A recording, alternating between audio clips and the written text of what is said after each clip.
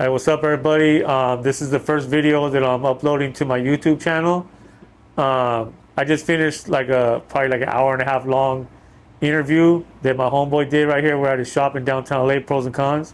Got the homegirl, Wendy Random. She brought the camera. She's recording it for us. But anyways, this is the official launch of my new YouTube channel, where I want to get into like archiving and preservation and collecting and trading photos and any kind of graffiti memorabilia, basically. Because I go on YouTube a lot and I don't really be seeing channels that focus on that. It's a lot of dudes who don't really, they're not really active. They're just live in some other state, some other country, whatever. But, I'm from the West Coast, Southern California, so I want to basically, I'm doing good on Instagram, but I want to start creating YouTube content, more long form content, storytelling and shit. So anyways, you're about to watch a dope ass video of me telling the story of how Aerosol Fiends happened like organically over the last, 20 years, I guess. And before that, But anyways, I hope you like the video. Thank you. Like and subscribe. All right, so this month is the 20-year anniversary of Aerosol Fiends. I started in 2005. We're here in downtown LA at my homeboy's shop, Pros and Cons. He's gonna help me tell the story because our stories are very similar, and he has a very deep background in like creating content from zines, to Filmo DVD to all kinds of shit, trading photos and shit, and we all did the same thing around the same time. So, we're just gonna get right into it and shit. So starting off, when I started writing, so, Yeah, what year was that? So 1993, I was 13, and my hometown is Santa Barbara. And where was your hometown? Oregon? Yeah, I was born in Portland, Oregon. Yeah. Okay, yeah. So yeah, I'm from a small city, like about an hour and a half north of LA, down the 101 freeway. But in the early 90s, graffiti was very popular in California, in all the cities basically. But yeah, 13, starting, tag banging was big back then, right? For sure. And I don't know, I was like a toy probably for like 2 years till about 95. I got into a really popular crew in Santa Barbara called MLK, Mobbing Like Crazy. They were like straight bombers and shit. UFO Crew, Unstoppable Freeway Obsession. Just bombing and shit. And that got me into taking photos, because how we consumed graffiti back then was through magazines and zines, taking pictures and trading, right? For sure. Collecting. So I think it was about 95 when I started making a little zine, a little cut and paste zine. And I think, when did you make your zine? Because you had a couple, right? Yeah, a couple of years after that, probably like 96, 7, I guess. Yeah. What was it called? Because I have a copy. Filmo magazine. We did Ghetto Gods issues. Yeah, Ghetto Gods before, right? Yep. That was around like 95, 96, right? Yeah, probably like 96, 97, I guess, yeah. Okay. Yeah, because I had a zine called, what was it? I think it was called Strictly Insane. And it was a little, like the little, I don't know what size those are, not the big magazines, but it was all black and white, just copies of photos that I took from like, LA to the 805, Oxnard, Santa Barbara, all that area. Yeah. And I think at the time, Art Crimes was the number one kind of connector for graffiti and shit, right? Yeah, for sure. So I started making the Strictly Insane little zines, but then I think it was around 90, maybe late 96, 97 when I started Graphlix. And Graphlix was a more serious, I guess like a big size magazine, but it was still a zine. My uncle had a friend that worked at Kinko's, right? So we got the real good publishing. Mm-hmm. And I remember I made the first issue, and I got a good response from it. So I went on Art Crimes, and I added it to the magazine directory and shit. And I had a P.O. box, because we all have P.O. boxes, Yes, we did. And so a lot of cats started sending me photos through the internet. And I hadn't made a website yet or anything. I was just taking flicks and making the zines, right? And that's my part, but I'm curious to hear about your zine, because it was very similar, right? You had a PO box probably? I did, yeah. And then yeah, it was about the same. Probably real similar time frame. And growing up where we grew up, which was Portland, much smaller trains, right? scene Trains. or whatever. Yeah, it wasn't really to like the freight kind of thing that when I started hearing about people finding like the trains that we painted all around the different parts of the country or whatever. Yeah. I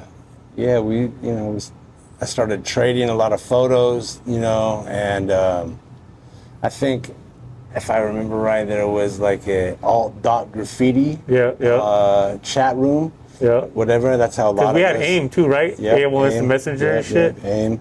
But the alt.graffiti chat room was like a way that a lot of people started, sharing their addresses with one another. Yeah. And the snail mail. some snail mail, yep.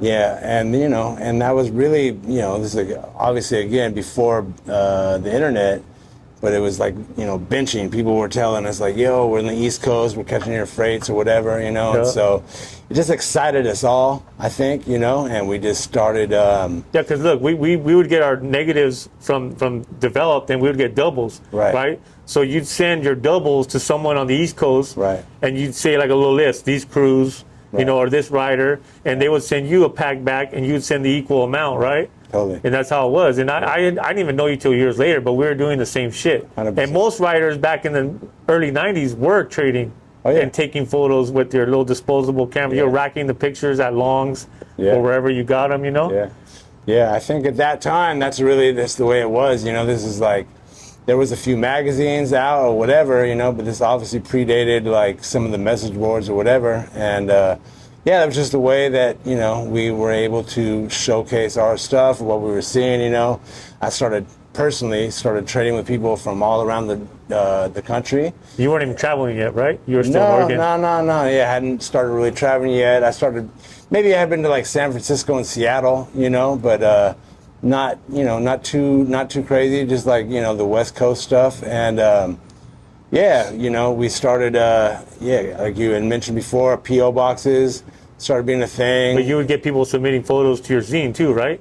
Yeah, but not really, just trading personally and shit? Yeah, like trading, that kind of led into the zines, you know what I mean? But yeah, we just started, it was how we all did it back then. We would drop off our film at, like the drugstore or whatever, and we would go rack the fucking photos, get doubles on all that. Yeah, because they would put them in the fucking box where you can grab them and go pay at the counter. Yep. We would do that shit all the time. We would just go there, like, You would even rack your film, the 6-pack of 100%. the 35 millimeter. Everything was racked. Everything was racked back then. Everything was racked back then, and we would, we would go to the drugstore, go pick the shit up, walk out with it, and we'd have doubles, everything, and it just kind of. Again, this predates the internet a little bit, but, it was the way that we were able to kind of like have pen pals around or whatever. Freight trains were still like kind of in their like infant stage at that time, Little pieces on the train, little panels. But see, the thing is too, is the internet came out like really good around, not good, but AOL, America Online, they would send you the CD-ROMs in the mail for 100 free hours. For sure. Right? We had the 56K modem. For sure. So you couldn't even use the phone while you were on the internet. The kids these days will never understand. They'll never know the struggle. It was like real struggle. We had dial-up internet. Yeah, dial-up. It would take forever. And to download shit would take a long time. It would take like 3 minutes just for a stupid little photo, So the internet was there, but it was mostly college people. It was like 1 million people on the internet. It's nothing like today, But I always knew the internet was the future, so I always gravitated towards it, And then I started getting into also. So let's back up a little bit. So '96, I was a freshman in high school, right?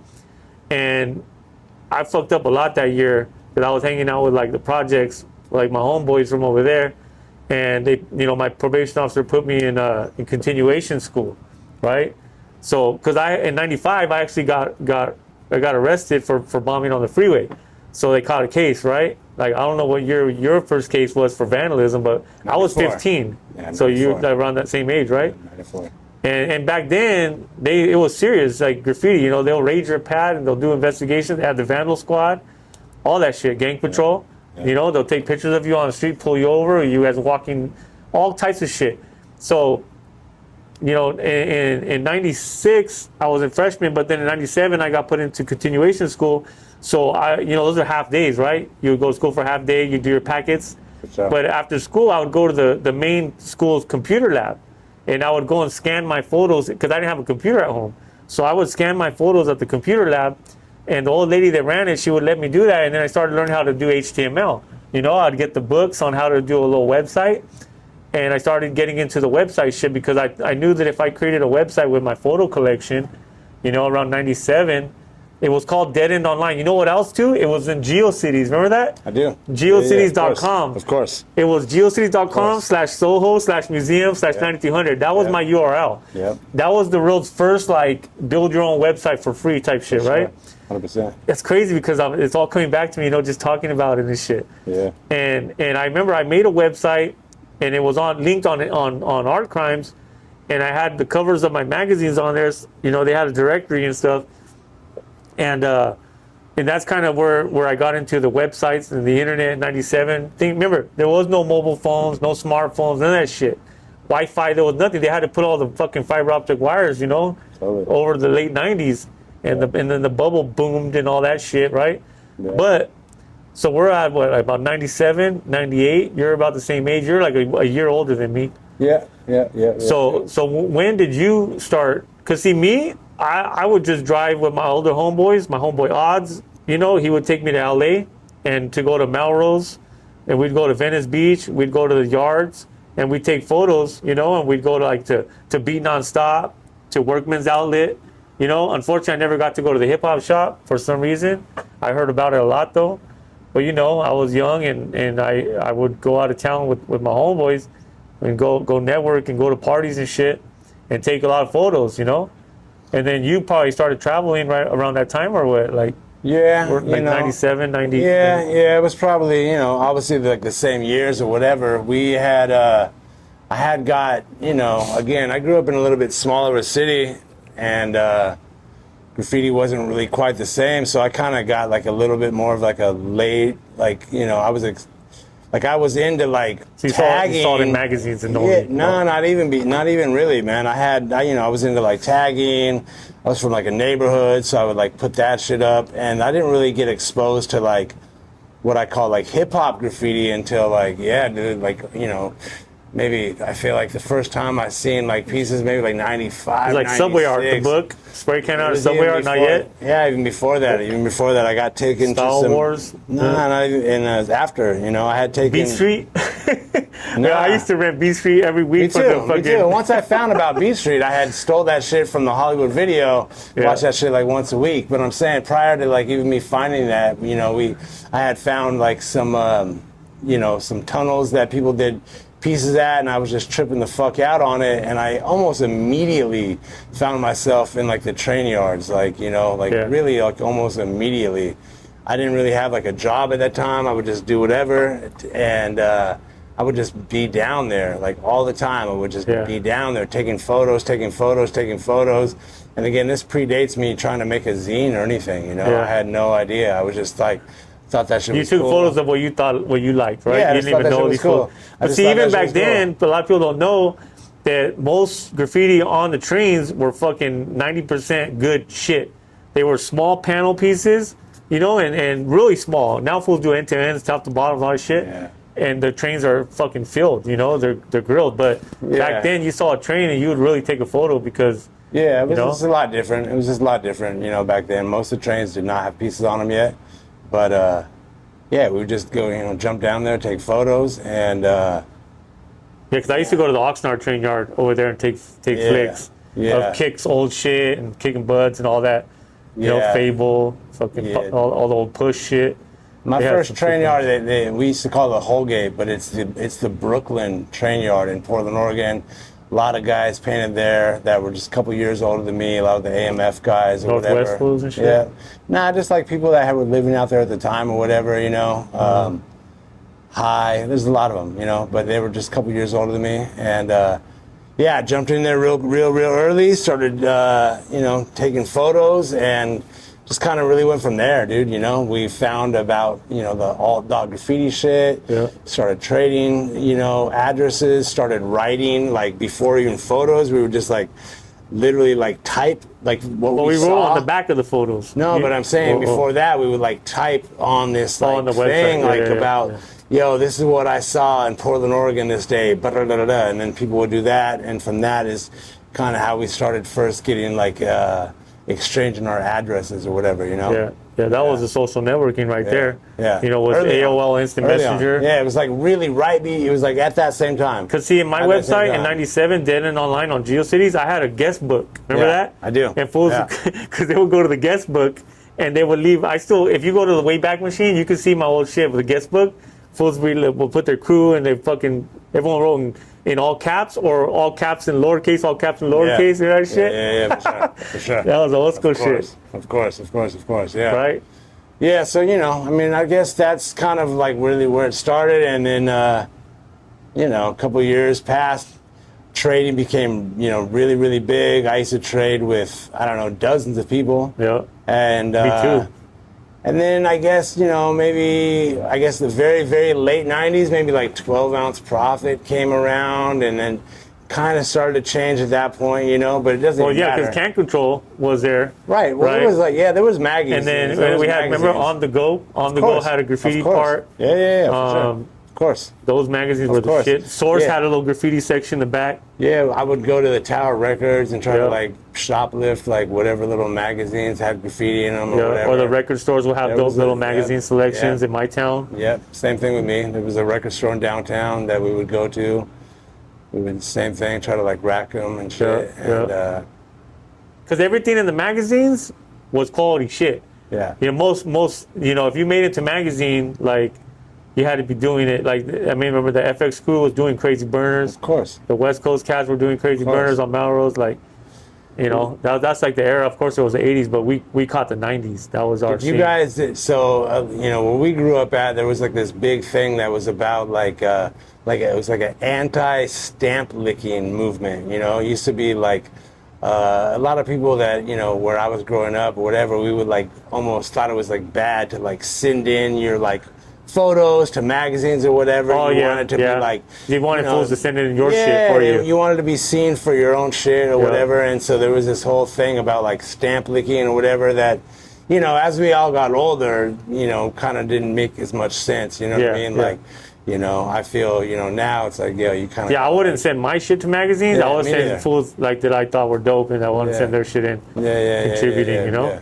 But yeah, some people did send their own shit. A lot of people. Back then, a lot of people. And that was kind of frowned upon. That's what it was at the time. Yeah, it was at the time. Yeah, it's like cheap fame, right? They used to call it cheap fame. So like, I guess like, let's see. I had the website Dead and Online. That was just uploading my photos. And then, what was it, like around, I think, 98, 99, I stopped going to high school, right? So I was in continuation. I was behind so hard on my credits. When I turned 18, I just stopped going, you know? Right. And I actually got into selling drugs and shit, like heavy, like most of us did, you know? We sold the old Chronic and shit, you know, before that shit was legal. For sure. Everyone smoked weed, you know, in high school. And then I even got into like LSD and mushrooms heavy, late 90s. I mean, you were in the rave scene, right? A little bit? I was, yep. Yeah. And so a lot of writers, you know, were around that time. That was the same shit. We were into party crews and shit. Totally. I was in a party crew too. Fucking Future Illusions, Forever Intoxicated. That's right. You know?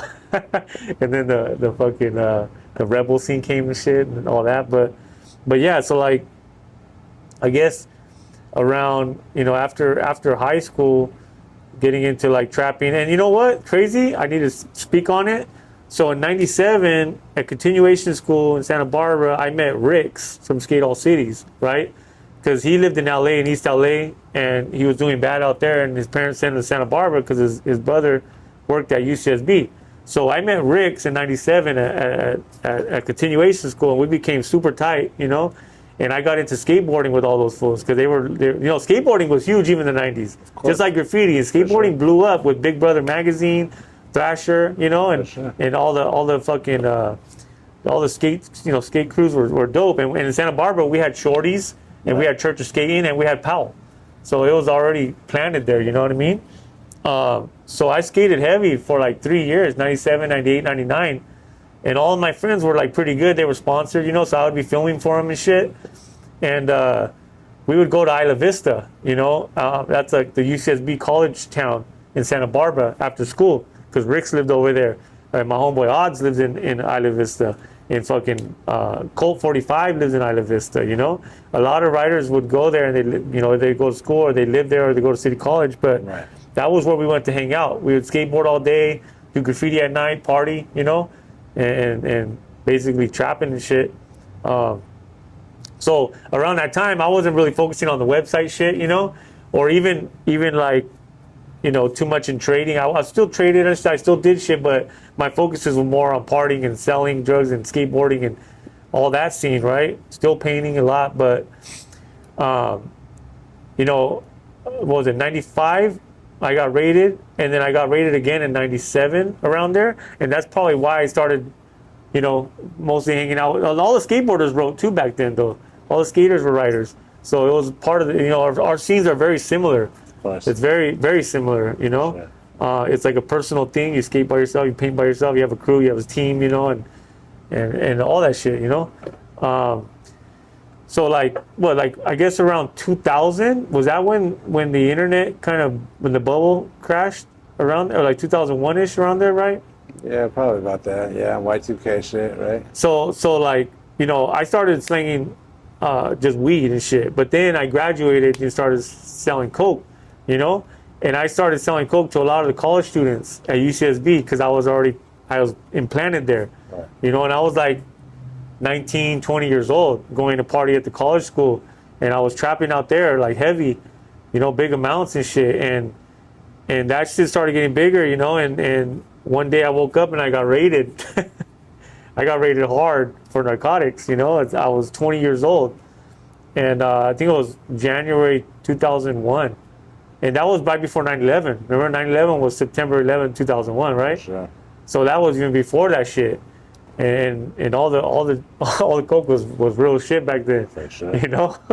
But yeah, I mean that's kind of where everything transitioned for me as far as the graffiti documenting and the website shit, you know, because yeah, that's 2010. So like 2000, 2001, yeah, I ended up getting raided. The story's crazy because that night.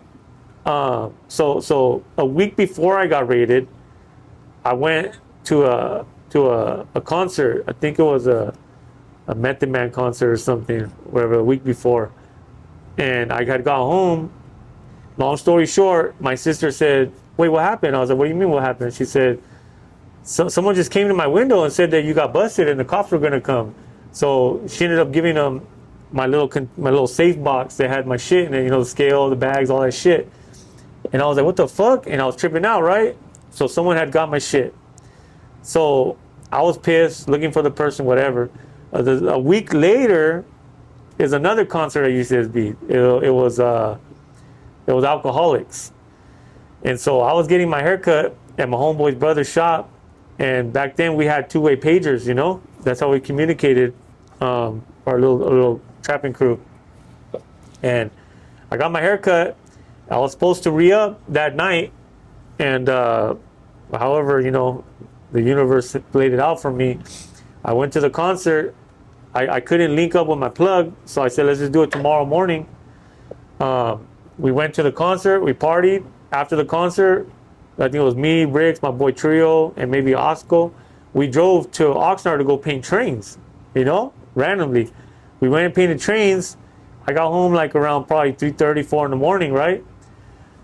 And then, so I'm laying down, I'm actually asleep, right? And I was at my mom's pad. We had a small little apartment. My brother and sisters were getting ready for school in the morning.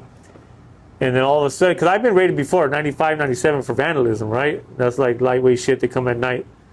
But that morning, I remember it was crazy. It was like an LSD trip. I was tripping out because I knew that if I had that shit, I was going to go down. So the fucking narcotics detectives, they kick in the door.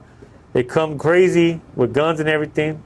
And the whole scene, and the whole time I'm tripping out because in my mind I'm like, last week I just got I just got jacked essentially, you know? And I didn't have a scale on me. I didn't have my bags. I didn't have no product. I had nothing because I didn't re-up. They didn't even get no coke when they took my shit, right? They got a little bit of cash. They got some weed, a couple hits of acid or something. No coke. That's what they wanted, you know? So I was tripping out. I was like, holy fuck, this could be the moment where I went to prison. This is nuts. They were there forever. They bought the little canine puppy dog to search everything. They couldn't find shit. And like, they found like my brother's joint, you know, my little brother. They had shit on me, dog. And I was tripping out because I was like, I couldn't believe it. Right. I was supposed to get a fucking quarter key the night before. Right. I would have been a one-way trip to prison, dog, for a couple of years. They had a solid case, you know, they investigated that shit. And anyway, long story short, they took me in, trying to question me. I was like, I don't got shit to tell you, you know, like, this is what it was. You don't fucking say shit. You know, figure it out. They had to release me. And, you know, after that, they tried to somehow either build a graffiti case against me, or they were just bitter that their case fell apart. They didn't have shit on me. So they ended up taking all my graffiti paraphernalia, everything, the magazines, the books, the photos. I had a box, dog, like fucking huge box of hard copies, probably 5,000, 6,000 hard copies that I took from 93 to 2000. Right. And these are all 805 history, a lot of LA shit, a lot of freights, a lot of photos that people used to trade me, a lot of photos that people send in for the zines. They took all kinds of shit. They took the sweater of one of my homies that passed away. He got ran over on the freeway. He was tagging, you know, rest in peace. They took his sweater, and then they ended up giving me some stuff back. You know, the sweater had coffee stains on it. They were just disrespectful, you know. They gave me magazines back. They gave me other shit, but they didn't give me my photos.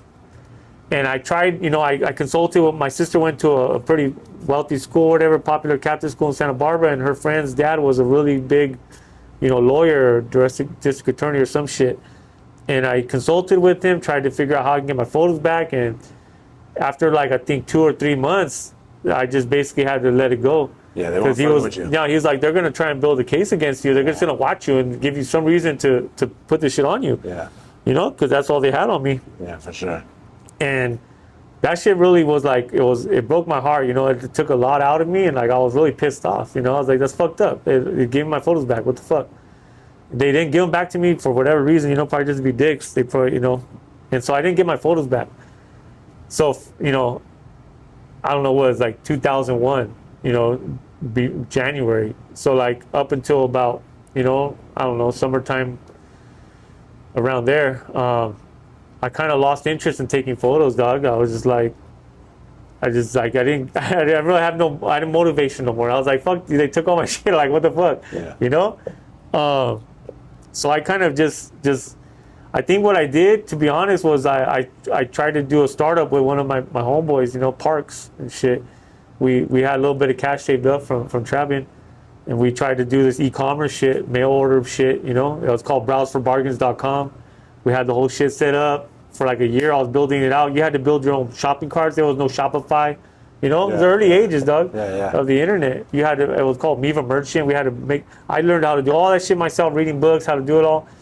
Did all this shit. We invested a little bit of money into it. And I think it was around 2002, summer 2002, when we were going to launch. But long story short, I had met Colt 45 at, Isla Vista, 97. And at this time, he was in TKO Crew, you know, and he asked me to be in, you know, he wanted to recruit me and shit. And so that was a big decision, you know, like I was about to do this startup shit, this business, but that was a fucking opportunity of a lifetime, you know, to be from a small town like Santa Barbara and get into a really popping crew like that. Of course. And I was a bomber, like I painted a lot, like I had a good style and shit. So I actually made the choice, you know, like I need to focus all my energy and all my time on fucking graffiti, you know, and that's really got me back heavy into that shit, you know.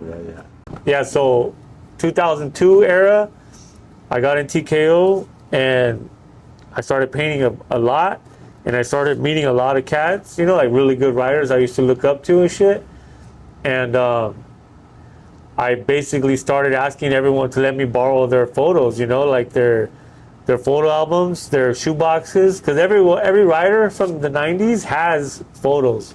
Yeah. You know, they have them. They just used to take photos and they're just there.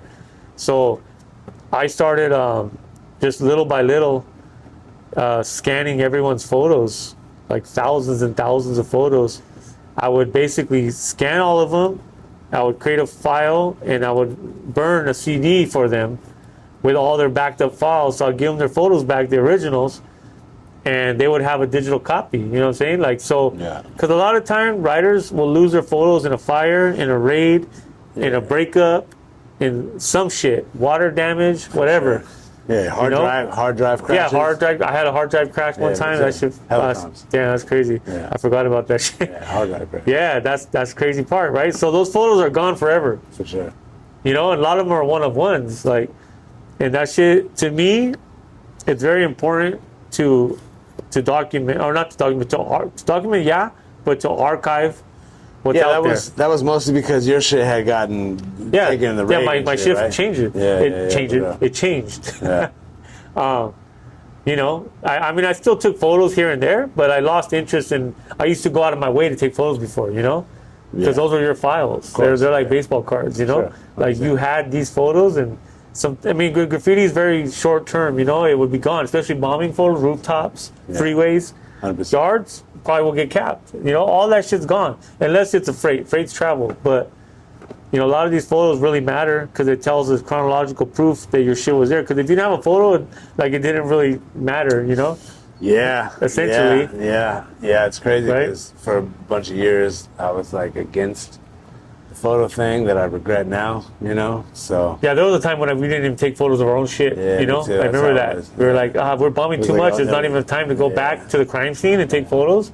You know, that's why now everyone has benches and shit. Like, thought that, like, oh, people will see it or whatever, you know. But yeah, no. Obviously, you know, one of the, you know, just kind of constantly documenting. If I could go back and do it all again, that's how I would have done it, you know. Yeah. But.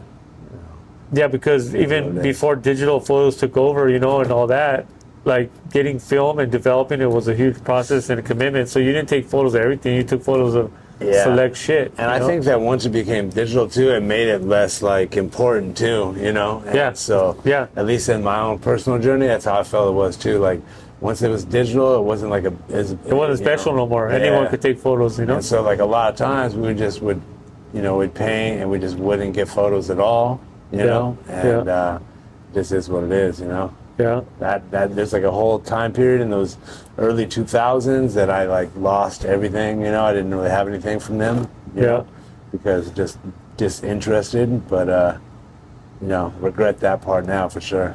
I know, but in hindsight, because when you're in the moment, it was a way different time. It is what it is. It was just the time. It was the time, you know, and it was the time. It was the age that we were too, you know.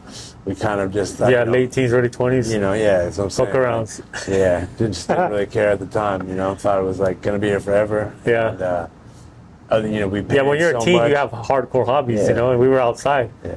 And, you know, and once other people started taking photos, it was like, whatever, you know, we're gonna get off, and people are gonna take the photos or whatever, you know. So tripping. So like during those. I mean, because I got out of TKO in around 2005, you know? It was like I was in hard for 3 years and, you know, shit happens and all the politics involved with big crews and there was a lot of violence at that time and a lot of shit went south quick, you know? Like it was early 2000s, so there was no MySpace yet, you know? So just to put into perspective, fools weren't connected, you know? And gangbanging was still very fucking active. Neighborhoods were hot. LA is to be a bomber in LA like during that time, especially like 80s and 90s, but just in general, you're out there, you know, between 11 p.m. to 4 a.m. in fucking active gang neighborhoods. Oh yeah, for sure. And it's super dangerous. 100%. And they don't think you're a fucking attacker. Not only are you bombing in their neighborhood, so they don't like that shit, but you could possibly be a rival. Yeah. So, you know, even at a point, like when we were in TKO, there was a green light on riders. Yeah. You know? Yeah. Like, you had to know where you were at. Yeah, and what neighborhoods were hot, which fools had green lights and all this type of shit. So, for sure. You know, like I said, from 02 to 05, I basically was scanning and archiving and preserving everyone that I knew personally that had photos. I would ask everybody. Yeah. You know? And I'm glad I did at that time. I wasn't thinking long term. I was just thinking this is my focus. It's important to back these things up. Yeah. That's it, you know? Yeah. And then probably like what? Like around that time, digital cameras, like you said, were taking over. Yeah, it was. I feel like, I mean, as far as I remember it, I feel like probably around like 2002-ish is like when that kind of like change happened. I remember like going and like getting photos developed or whatever. You know, like for me, like I had moved to San Diego around those years. Yeah, developing photos kind of died in the early 2000s. Developing photos kind of died, and we had digital cameras. You know, that was probably like those early 2000s, 2002, I guess, or whatever. And yeah, it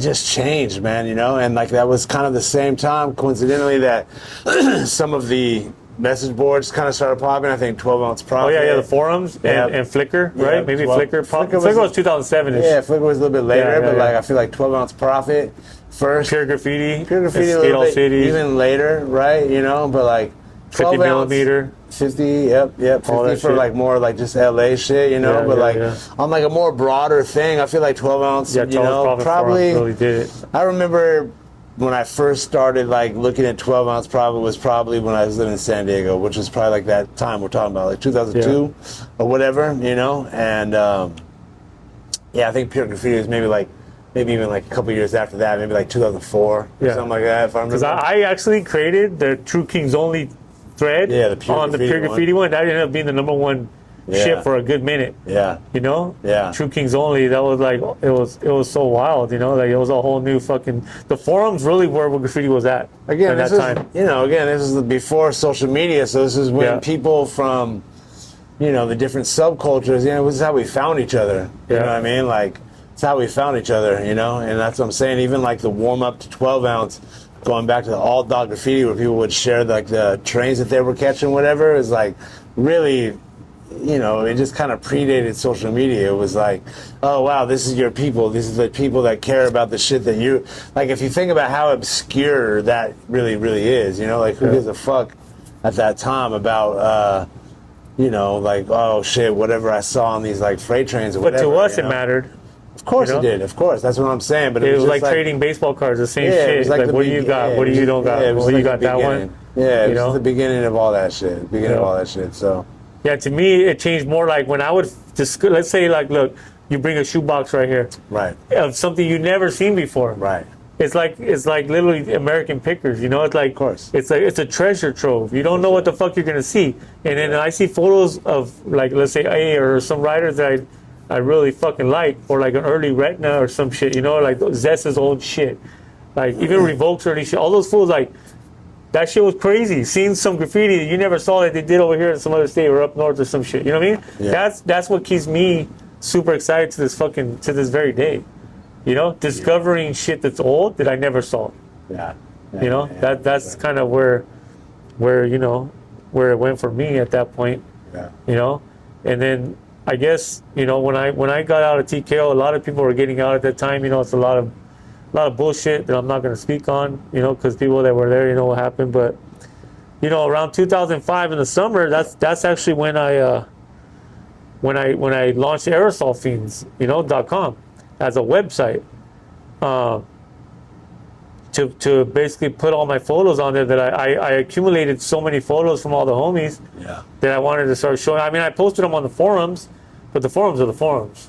Right. It's not like you have a website, it's a home base, you know, it's like, it was and like and it was Aerosol Fiends was like an idea, it was like a brand idea, you know, it wasn't my name, it was an idea. I had like a platform, you know, like Aerosol Fiends basically means a graffiti addiction. Yeah, I think at the time, you know? I think if we rewind all the way back to then, it was like we already knew that we wanted to like archive shit. You know what I mean? Yeah, like, and I was into technology. I was into computers. Yeah. So I wanted to mash them up. Yeah. You know, because at the same time, right, digital was a thing. Yeah. Fucking making zines wasn't popping no more. It really wasn't. And this was still like the first like 10 years of the internet really being like a thing too. Yeah, you know 95 to 2000. Because MySpace popped up around 04. Yeah, 04, 05. Yeah. And MySpace was, everyone had a motherfucking MySpace. Right. And they didn't have mobile phones, so we had a desktop, we had a laptop. No tablets. Yeah, we wanted to create shit. And but that's how we networked. 100%. Everyone, 100%. music industry, tattoo industry, the streetwear industry, everyone networked. And all the writers are naturally involved in all those things. Right. That's kind of where everyone had a profile, And, yeah.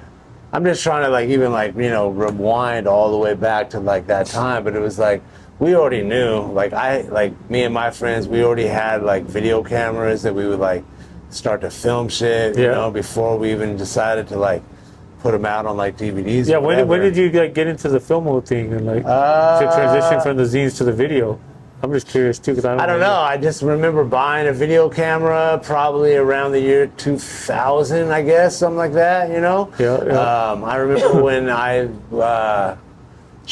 when I used to live in Denver, this is probably like the late 90s, 99, 2000 is probably when I first bought a video camera, and we started like filming each other, It was because we seen Videograph, right? Correct. Back in the days, everyone yeah, did that's Videograph. what I'm saying. We but had you had the VHS. big ass one on the shoulder and started shit. too. I had a big one, and and that was what it was too. Is like I had watched like VHS, Videograph like things or whatever, and we were just like, we're creating our own noise. We're gonna film it, But I was also filming like rolling freight footage, all that shit, So you just recorded because you transitioned from. I just thought it was cool, video. bro. It was like literally like what we did. It was just like everything. Motion pictures, basically. Yeah. Like photos, I don't movies. think that we even were trying to make anything, to be honest. It was more like, I'm just gonna like film this shit, and then eventually after a while we had all these hours of footage that it was like, okay, let's put something together, I had, because when I was in TKO, they were working on Bombing and Bitches, which ended up turning into War. War 1, War 2, War 3, War 4 and shit. So that you're right. It was like at the same time, at the same time, Video was starting to be the thing. Yeah. There was nowhere to upload it yet. No YouTube. Right. No, bandwidth wouldn't allow it. So we just you had to make a DVD, right? Or not DVD, you had to make a VHS. A VHS was first. There was people that was putting out the VHSs or whatever. Yeah. This is like early benching days. I remember. Early people 2000s were doing was it. VHS still, right? Yeah, very early. Like this is literally like the year 2000, like Y2K and shit. People would put out. There was a few different. If I remember, there was some shit out of Central California called Freak Show. My homeboy, So the Kodak Kid, Steel rest Wheels, in right? peace. Steel Wheels, the train. Steel Wheels, yep. What else was there? Yeah, there was a bunch of shit. Sneak Attack came out in that early 2000, bunch of shit. But that was just like, this is, I think this is like Y2K era. Y2K era. Didn't King 157 and them they made train videos? I remember seeing ads in Can Control. Well, The Line's Toughest. The Line's Toughest. Right? That was probably a little bit later. I feel like The Line's Toughest was maybe like MySpace days. Okay, well, there was like this little era that predated that. It was like a little bit before like MySpace, and it was like when shit was still on VHS or whatever. And then when DVD replication became a little bit cheaper, shit on your computer. Yeah, when that became a little bit cheaper, all of a sudden it was like, oh shit, we can just do this. But like, I feel like none of us knew what the fuck we were doing. We were just like figuring out how to edit and shit, and we had a replicator that helped us, put this shit on DVD, and other people at the same time. You could even press the little label at your pad. Yeah, other people were doing it at the same time. Kenner was obviously doing it. I think Scuff and those guys were doing it. It was a bunch of people doing it at the same time. And it was just because when it became a little bit cheaper to do it. And this predates even YouTube, because at the time, I remember... Yeah, YouTube's 2007. Yeah, we would, when YouTube first started, we would upload trailers of the things that we would want to sell so we could get the URL. And this was like, we'd post it like on MySpace or whatever, you know what I mean? Yeah. We would like use the YouTube as just like a hoster. Yeah. Right? Because you couldn't upload hour-long videos. Nah, we didn't have it back then. We didn't like, and so we would use YouTube as just like a hosting agent, basically, and we would like, splice together these little things, put it on YouTube so we could put it, and then put it on MySpace, and that's kind of like how we would try to like sell because you could leave things. comments on people's fucking wall, or not wall, but their profile, right? On their MySpace, you could leave an HTML code with like a banner ad or some shit. Or even on your own shit, though. If you remember, if you had the music player and all that shit, too. If you remember it, we would like try to like you customize. Could embed the video. We would customize our shits or whatever, This is just like, again, early social media before there was like even social media. It was like, yo, this is how you find your people. Yo, look what we're doing. We're gonna fucking put all this shit together. You know, this was kind of like on the tail end of the zine thing we were talking about before, right? It was like after zines, it kind of went to this, and we would, eventually we would try to put out products to like even sell, because it was like, we spent a hell of time and effort putting it together, And you know what else I need to back up on? I think it was in 2004 when we met, right? Yeah, probably about that time. Because I was living in Los Feliz at the end of 2004, early 2005. And we actually met through the homie D's. Yeah. Because naturally I'm a computer dude. Shout out to D's. Yeah, shout out D's, the homie. I actually done graphic design my whole life, computer shit. I'm really attracted to online website shit. So I was doing a lot of print design at that time too, and everyone knew it. So he referred me to you because to design Film Mode #2, right? Your DVD. Yeah, it was design the cover and shit. Design the cover for the second DVD we put out. Yeah, and exactly, because that was I had moved to Los Angeles around that time, and that was before the loft you had, right? It was before, yeah. I first moved to LA around 2003, I guess, and I had met D's painting trains with a bunch of other guys. Shout out Isla, shout out SRAM, Biter, Beggar, Pierre, whatever, a bunch of us, and they had came out to paint trains with us, and then when I moved down here, D's, who was also heavily in the AIM, AIM chat is how we talked back then, Still would have the AIM with AIM passwords or whatever, and he linked us up together. We lived pretty close. I was living in Silver Lake at the time, if I remember right, and we'd just go to your pad over there. We would work on that shit, and honestly, been cool ever since, really. Yeah, I was staying in Los Feliz for a little bit. Yeah, right off the 5 by the golf course, and I was like, 2004, the end of 2004. Yeah. And then in 2005, I remember because I used to kick it with, like, me, Kosh, and Evil. I used to kick it a lot. I used to go to Santa Barbara, we'd party and all that. And around that time, Kosh's homeboys, obviously they still are, but like REVOK, Paisa, Redna, Zest, all these guys. And so we used to go on the Hollywood scene, and go party a lot. I remember I had hit up REVOK, and I was like, I wanted to launch the website, aerosolfiends.com, but I wanted a logo. And I remember there was a website in the Bay Area called Acquired Taste. I don't know if you remember that one. I do remember that. But they had a sick-ass hand by REVOK, Yeah. And I was like, fuck, I got to get REVOK to do my logo. I remember that. Acquired Taste. Wow. No, it was a fucking fresh website. I remember Acquired Taste. They had like Reyes and all these dudes, like really dope Bay Area LTS fools. And so anyways, I kicked with REVOK a lot in that time, and I asked him, and he sent me like fucking, I don't know, 8, 9, 10 tags, on like 4 sheets of paper. And so I got the one. I wanted like a Southern California West Coast. Yeah. You can see it in the logo and shit. Like it has that flavor. Yeah. It has still the gangster E. It still has the Southern California style. Yeah, and he nailed it. And I was super stoked because I wanted to take the website thing and the photo thing serious, and I was like, I need a brand because I want to do long term. I don't want to just post shit on the forums, because everyone's posting on the forums, and not everyone could do a website, For sure. Biter had a sick website, the Sacramento shit, right? And Too Tall Jamal, fucking units, had 50 millimeter. Yeah, if you think about it, it said GeoCities earlier. I had remembered. But then we transitioned, after that to our own .coms. Yeah. That was the first shit. Like that was early shit. Yeah, shout out my homeboy Scenic. He had the first GeoCities website that I knew about. Rose City Graph. That's tight. Yeah. Yeah, I mean, people know, dog. It's crazy to just think back then. Like, if you're shout out Biter. Biter had Sacramento Graffiti, GeoCities, way back, predates all the shit we're talking about now. Yeah. Long ass time. And it's crazy because we all met each other later down the road, but we were doing the same shit around the time, 100%. Because Biter's heavy into the technology shit too. I was heavy into that shit. 100%. I still am, but so anyways, I got the logo from REVOK, and I knew, so I started building the website.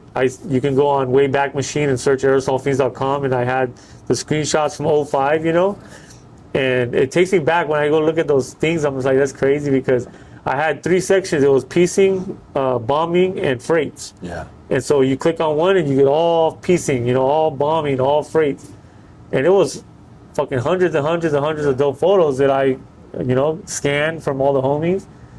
And, you know, like just having a website was dope, but a website is only so much. And, you know, like MySpace was popping around that time, and what, like 2006, 2007 is when YouTube came, but I wasn't heavy on YouTube at that time. Yeah. I think we were on like Twitter around like 08, 09, right? 2008. Around that time. 2008. Yeah. But I think, when was it? Like, let's see, 2007, 2008 was more of the streetwear game, right? Because you started Pros and Cons. And we were heavy into screen printing at that time, right? Yeah. Yeah, that was, I guess. Because I had Criminology. I had a logo that Kosh did for me. Yeah. And I was just getting my feet wet. I had a couple of designs. But that's where I learned how to do screen printing with you. Yeah, I think you know, so I had moved into the Arts District, got a loft in Arts District in 2006, right before my son was born. Yeah, that was the time right then. And that's when we kind of decided. I had transitioned. I was, it was really YouTube. It's funny now to think about how the way everything played out, but at the time, putting out all this content on a DVD and selling it, all of a sudden didn't seem like such a good idea anymore, because people would upload your videos, people right? were taking our shit and putting it on YouTube for free or whatever, and all of a sudden didn't seem worth it. Yeah, people weren't really buying DVDs, right? You know, at the time we weren't thinking about making YouTube a business, right? No, nobody was. Yeah, we just didn't think of it at the time, and so we kind of bailed that business model and got into the apparel thing. And like you were saying, yeah, like streetwear was like popping, you know. Yeah, Fairfax was starting to jump off around that time. I mean, it's like, always been, but that was a streetwear mecca. I just remember at that because, point. you know, I had lived in San Diego, so before I moved to LA, we would go down and do like the skate kind of like trade show scene, you know. That was just like what we did. And yeah, the streetwear thing started popping probably. Like Agenda, right? And like even, you know, before Magic. ASR, it was ASR. Yeah. ASR in San Diego before Agenda. And, you know, yeah, we decided to start doing t-shirts and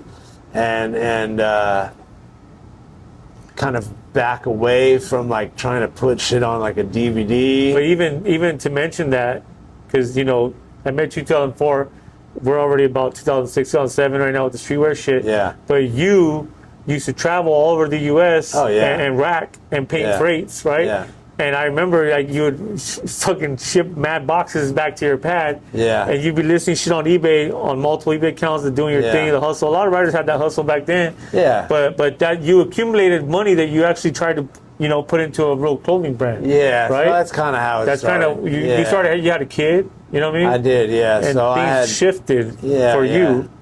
It did, yeah. When I, you know, kind of life comes at you fast sometimes, and I think after my first child was born, I had to kind of switch it up. We had utilized the platforms that were out there at the time, eBay or whatever, to, you know, kind of like accumulate money. And yeah, we used to travel a lot, do our thing, and I had already been, you know, painting like, you know, trains and shit like that for years at that point.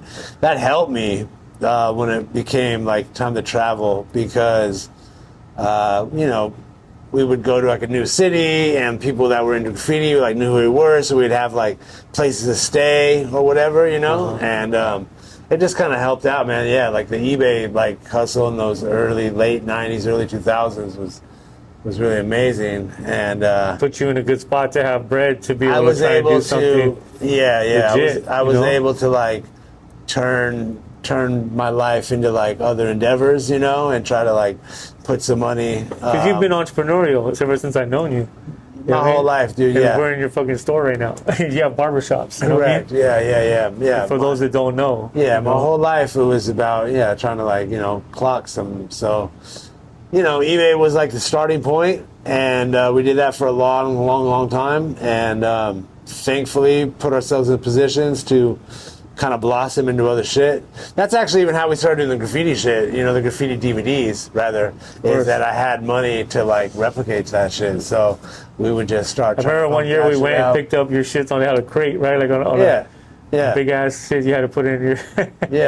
You had to get a truck or something. 100%. But yeah, so you know, the clothing thing kind of seemed like a lucrative thing to like jump into.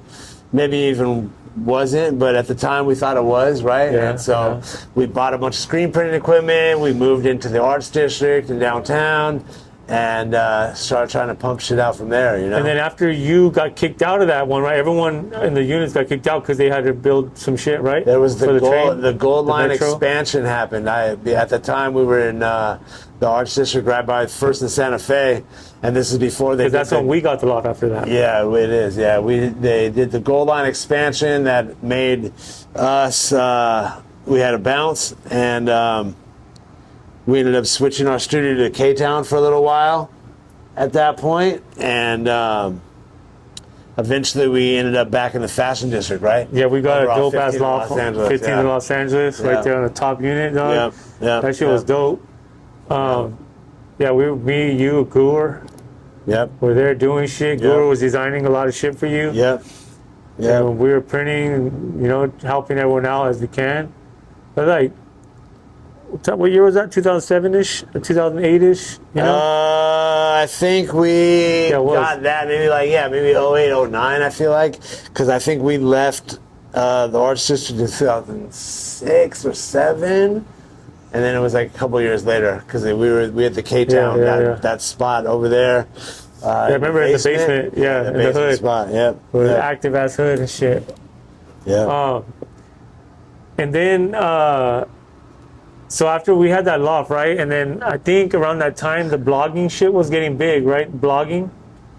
Yeah, I think so. Everyone had blogs. Because I started a blog in 2010 on WordPress. You know, everyone had a blog. WordPress. Daily updates and shit. This is before vlogging, you know, before social media, like Facebook, it was really the set off, and then Instagram after that, right? But 2000. I feel like WordPress was like 2008, 2009, if I remember. Yeah, but I launched my aerosolfiends.com. I rebuilt it as a blog. Yeah. And I had all these different daily updates. I think it's called the Daily Fix. And I would feature Flickr fools, you know, on Flickr. Well, that's actually the time when Flickr came around too. 2007, you know, 2008. Yeah, that sounds about right. And we were on there heavy. Everyone was uploading all their old hard copies and shit. Yeah, that sounds about right. And they're still there to this day. Correct. You can go search all kinds of fucking Flickr accounts. Which is crazy because that shit's there. Because if you remember before that, remember like Photo Bucket and shit. All that shit's gone. Yeah, and TwitPic. All that on shit Twitter, gone, you couldn't even upload a photo on Twitter, so you had to go and create an account on TwitPic. I lost all that shit. We had old photos on there. Yeah, Photo Bucket. Yeah, everyone used to send a Photo Bucket photo. Photo Bucket, bro. On MySpace, right? So you would have to host them before you put it on like the. That's crazy. I forgot about that. If you whatever 12 ounce, the other one pure graffiti, you'd have to have them already. You have to put your links for Photo Bucket to link back, and then you get a dead link and shit, and then they wouldn't show up no more. So like, I guess, you know, after the streetwear shit, I had something called Criminology. I put like 3 or 4 shirts out. I was just fucking around, just trying to get my feet wet, you know. 2010, I launched a new website. Guru helped me out with that. You know, did a WordPress blog. I started uploading a lot of more shit too, you know, and at the time I was still scanning people's photos, you know, and I wasn't really taking pics. I would take pictures of our shit that we did or the homie shit. Or if I was like somewhere and I like something, I'll take a photo, you know, because we had digital cameras. I had the Canon or Super Shot or something, like the little fucking one. I still have it to this day. I had like a Sony or something. I have my original 35mm camera I used to take in the 90s. I have it still. And I have my first digital camera. The fucking screen is like 1 inch. I remember. You know what I mean? The Elf. The PowerShot Elf. That was the one I had. I remember. That's crazy. And so it wasn't until like Flickr was the main shit, right? Around that time. And then Facebook popped up, but it was only colleges. That was like 2009, I think, Facebook. Right? Sounds about right, yeah. 2009, 2010, 2011. And then, what time did Instagram come in the game? I think 2011, 2012. By 2012, it was already big. I guess around 2000, because, you know, I don't want to talk too much about it, but I'm really into technology. Like, I've been involved with startups. I've gotten funding with different teams. I used to go to Startup Weekend, you know, win first place and shit. Like, you know, with a lot of college cats, I never went to college. You know, I fucking left high school. So I have a lot of background in technology and computers. I just love that shit, and I love graffiti culture, you know, and the history. Right. So like, you know, during a lot of years, I was doing the tech startup shit. I wasn't really heavy into the graffiti thing. I was still painting, obviously, because we paint, you know, we tag, we do what we do. But 2017, I believe, was when I started uploading, or I started taking photos of my hard copies on Instagram, because I noticed nobody was doing it, you know? They were just uploading new shit from that time, taking pictures. Yeah. And I believe you can still only upload squares, you know, square photos. Yeah. So I would take photos of my hard copies, and I got the idea. I was like, you know what? Let me start this, because hashtags was how you found everything, right? Now we have algorithms, now we have all that shit. Yeah. But you had to hashtag your shit with your name or the city or whatever, the crew, and fools will find your photos like that, right? Yeah. There was no algorithms. They weren't feeding you shit, you know? It was who you followed is what you saw. So I started a project. I collaborated with fucking Eclipse, you know, Seventh Letter. Seventh Letter was really going big at that time, you know? They had the gallery on Fairfax. They had all that kind of shit. And I had Seventh Letter, and I talked to Jace. You know, he's running the, the Montana distribution shit over here. Spray Planet. Spray Planet. So I got these two guys, let me get the logo on there, and I had the Aerosol Fiends logo in the center. And I would, you know, I would basically scan my hard copies, and I would do it nice with a little shadow underneath, and I had a little template, you know, like consistent. So when you're scrolling, you see the same shit, right? So it was hashtag 90s graffiti project that I started, you know, and you know, 2017, think about it, it's like 8 years ago, right? So a lot of people started catching on, and then I started slowly seeing everyone else started uploading their hard copies, you know, and like shit from the 90s, like scans from the 80s, you know, and Pyro started early LA graffiti, you know, of like fucking gems from the 80s. Like, these photos are so important, you know, everyone posts digital, everyone posts that, it's cool, because they're documenting, you know, but when I see photos from the 80s or 90s, and other folks are sharing their collections. I mean, still to this day, a lot of the OGs are they're starting to share all their shit. And it's dope as fuck. Because remember that Way Back Wednesday, Throwback Thursday? That's when people would, Risky still does that, but people would primarily show only their old shit on those days. And every other day was for the new shit. You know what I mean? It's crazy to think about it, because it's all off the top right now, but that's how it was. It was so fucking different. And, I don't know if you want to add into that, but no, I was just saying, I feel like it was around the same time. I remember I had a friend had passed away, and that was the first time that I like really dug into like hard copies, like as a photos, to try to take a picture and put on my Instagram. It was around that same time, 2017, I guess, and it was early on, you know, because people would just like, you know, upload the shit from like. It's a different feeling when people would see the old shit. It starts conversations. You know, people start talking, reminiscing about the old shit. Or that is one thing it would do. I would get way more like interactions with people. You know, it would like invoke probably like feelings that other people got that were around. You know, and that's nostalgia. Yeah, you know, it's nostalgic. Yeah, that's exactly right. So, yeah, and so that's kind of like, I literally started thinking that's all I wanted to do. You know, I didn't care to take photos of new shit. Not only, I mean, it's dope, but let's just say my focus was on the old shit. I just love the old shit. Yeah. You know, I still love the new shit, but I just really love history, because the history matters. It was a way different time, and it was not the same. Now graffiti is practically legal in LA, practically, since the pandemic, you know? But back then, motherfuckers were getting raided. Like, you were literally getting, Daniel Squad was on your ass, 100%. you know? Yeah. So you just move differently.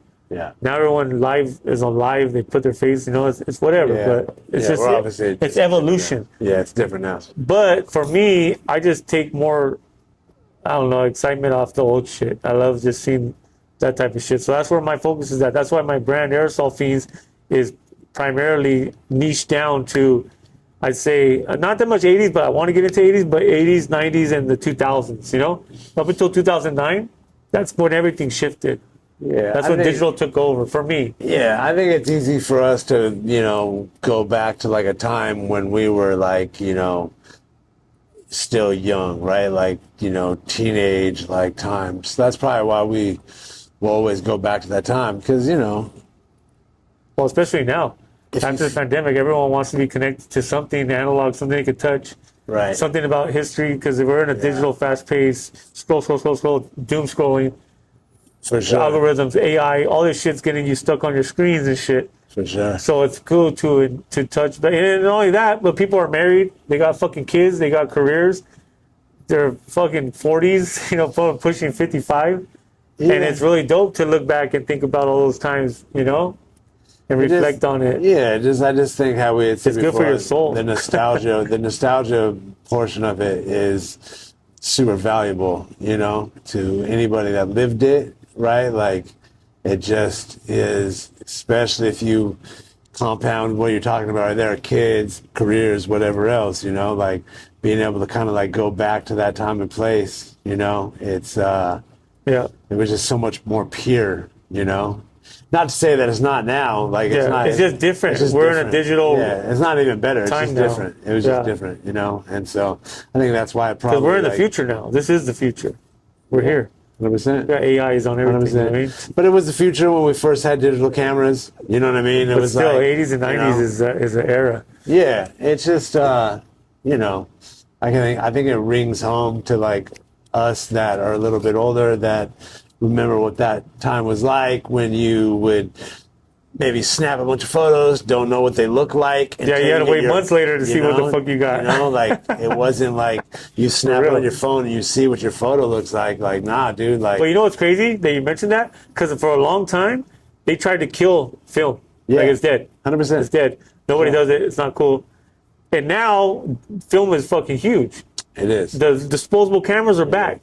It is. Polaroids are back. Everything's back because people want that shit. It'll never be the same looking at pixels on a fucking screen to holding a fucking print in your hand. It's not the same. It will never be the same. Right. There's a soul to the fucking photo. Yeah, they tried that. You know, they tried it. They wanted everybody to have like their whole memories and like digitally, like, you know, but nah, like photo albums will be again, you know. Yeah, but hard copies and DIY and the whole shit is back. Yeah. And it's thriving. It is. You know what I mean? For a long time already, too. You know, That's like zines have been popular for a long time now. You know what I mean? Like, you know. Because we're so digital that people want to connect with the analog shit, dog. 100%. And especially after the pandemic, people want to go and hang out because nobody was hanging out. Everything was on lockdown. You couldn't even see people. You couldn't go any of the events. The whole shit, sports was gone. Right. Parties were gone. For sure. You know, everything was gone. But now it was all fucking Zoom, you know? And then the crypto shit took over. I was heavy in that game. You were heavy in that game. We were buying NFTs. Yeah. We were trading crypto. We were making a bag. Yeah. I had an NFT series, you know, Sacred Skull, Secret Society. I ended up getting a grant. Like all this shit. Like, we were heavy into the crypto game, but it'll come back. It was just too early, you know. It's like the internet in the 90s. That's how it was. Is the boom happened, and now look at the internet. What, 25, 30 years later, you know? The VR shit, the AR shit, the AI shit, all that shit's going to be, in 5 to 10 years, it's going to be everything. Yeah, I think there's no doubt. Yeah, I mean, I think what we're talking about here is like a switch back to almost like the roots of like, you know, like get back in tune with your roots. You know what I mean? Yeah. You know, like. Well, it's nostalgia. You know, remember I told you Virgil had a quote. He said, "Everything I do is for the 17-year-old me." Yeah. And that shit, I feel that shit. Like everything I do right now is for the 17-year-old me. Yeah. You know? Because we were young, you had a vision, and like that's why my whole shit is based off of nostalgia. You know, memorabilia. Like 100%. Yeah, no, I agree, man. It's the same thing, man. It's like how I've been able to, you know, create the life that I have now is like I just have doubled down on the things that were always cool, you know? Yeah. And here we are now. And we're so advanced now because there's so much opportunity. We have ChatGPT. You can do all kinds of shit. You can, you know, I build my own apps on this platform called bubble.io. You know, you can build. Right. It's like they call it no code, but it's visual programming. Right. Like everything's so different now. You can set up a Shopify store and have an e-commerce business next week. For sure. You know, get a Venmo account, get a PayPal account, like everything. You know, back in the days it was 100 times harder. It was all difficult. No, yeah, teenagers starting business by themselves. Yeah, multi-millionaire little 20-year-olds. You know, fucking making a bag. You know, but just to fast forward, I guess to where we're at right now is like 2025. You know, I didn't even mention it, but you know, I started Aerosol Fiends in 2005. So it's actually, this is the 20-year anniversary next month. 20 years of doing something on the side project, you know, as a passion project. Because I had other shit in my life I had to do. You know, I have an 11-year-old son right now. I have other shit. And graffiti is literally my passion. Graffiti and technology are my two passions in life, you know? Like, I love the culture. I love the community. I love the history. And then I think it shows when I post shit, you know? So, you know, I guess to kind of end where we're at with the story and the journey is like, me and my homeboy right here, we don't want to disclose who we are, but if you know, you know. You know what I mean? We're the old school era. You know, that's why we're covering our faces and shit. We just want to be more low key about shit. You know what I mean? We don't need to put ourselves out there. But we're gonna be working. We actually already started working on a big fucking project. It's called Hard Copy Collectors. It's gonna be a 3-part project. It's gonna be like a community with a website, a web app where you can go and it's members only. Where people can go and show their hard copies and trade with other fools and like old school style, you know? And then it's going to be a book, a big book on the history of hard copy collecting and trading. It's basically the story of the first social network of graffiti. And I met the cats from ISM out at CompexCon last year, and we agreed to do you know, they're going to publish the book. People have always been asking me to make a book, but I'd say 99% of everything I have are not photos that I took. So I don't know who to credit. I don't know where I got them from. You know, it's been fucking 25 years of collecting, 20 years or whatever. So this makes more sense to me because I can use my, you know, my platform to connect all the cats who used to trade and let's tell the story about it. And so people know, you know, how it was, because it's important. History is important and shit.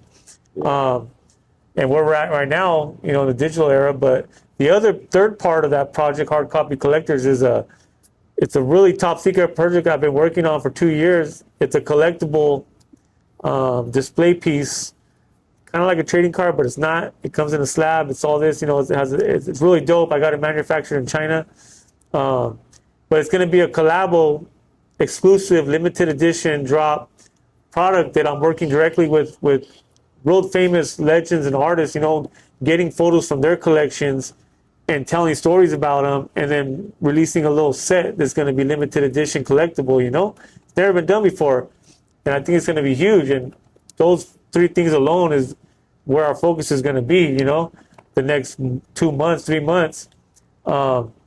And I'm also launching this YouTube channel where I'm going to start telling, you know, I want to create content more behind the scenes about preserving, archiving, collecting, trading, you know, hard copy shit, like things that you can touch in your hands, from pins to markers to photos to magazines to books, stickers, labels, all that shit, you know? That's just dope. Yeah, I think it's, you know, it's important to continue to, you know, preserve you know, the life that we have held. Fools that paved the way.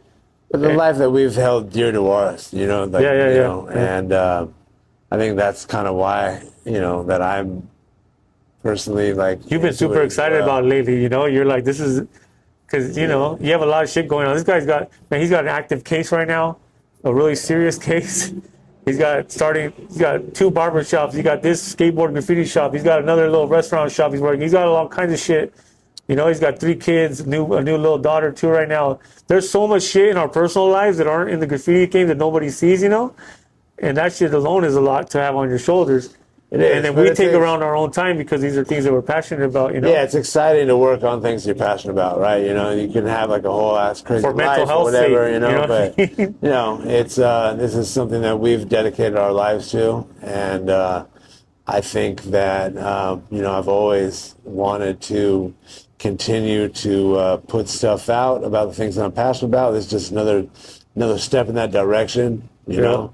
And, yeah, I'm excited, man. I'm excited.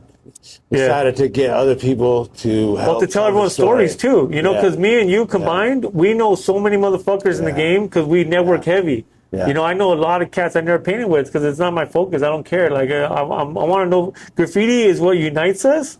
But when you meet someone personally and they have a character, a personality, like their morals or whatever, you know, you like you connect with fools on a deeper level. And that's how we became super close homies, you know, the last 20 years because 100%. Graffiti connected us. 100%. And all my closest homeboys are because of graffiti. Graffiti fucking changed my life. I don't know where I would be. Fuck around. I'd probably be dead or in prison, dog. Yeah, same. You know? Same. So that's what I'm saying. It's like giving back to like the old, you know. A lot of fools can relate to our stories and our journey. And I'm just saying I wanted to make this video, you know, because I feel like YouTube is a better space for long form content to like, you know, because I never put myself on Instagram. You know, I don't, I'm super low key. I don't want attention. I don't put my fucking Instagram and my name on the bio. I don't do that shit, you know, because I want people to, I genuinely care about the content I'm posting, you know. 100%. It's very highly strategically curated shit. And I'm not saying I know everything. I'm just posting what I know that I can find and what I can get.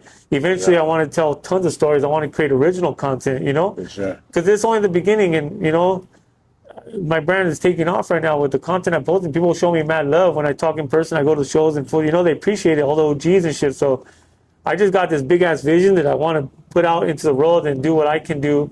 You know, just to shout out Roger, dude, what he does for our culture is insane. Sure. The amount of shit that guy puts out with the books, with the magazines, with the events, he's leading the way, you know, and I'm inspired by that shit. 100%. You know, and I feel like I can combine my technology background with my passion for this culture and take this shit to the next level. You know, we're in the future now, dog, 2025. VR and all that shit's the next phase, but I'm just saying, like, we're here, we made this video, you know, and I'm going to be releasing new shit pretty often and doing more behind the scenes shit. I'm not going to show my face, but I'll be like telling people how to, you know, get into collecting and I don't know, all that shit, you know?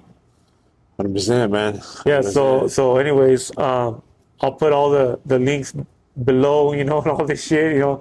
Make sure if you want to like subscribe, share the video, or do whatever you want to do, but you know, we're doing this for the culture and the community and shit that matters, you know? Anyways,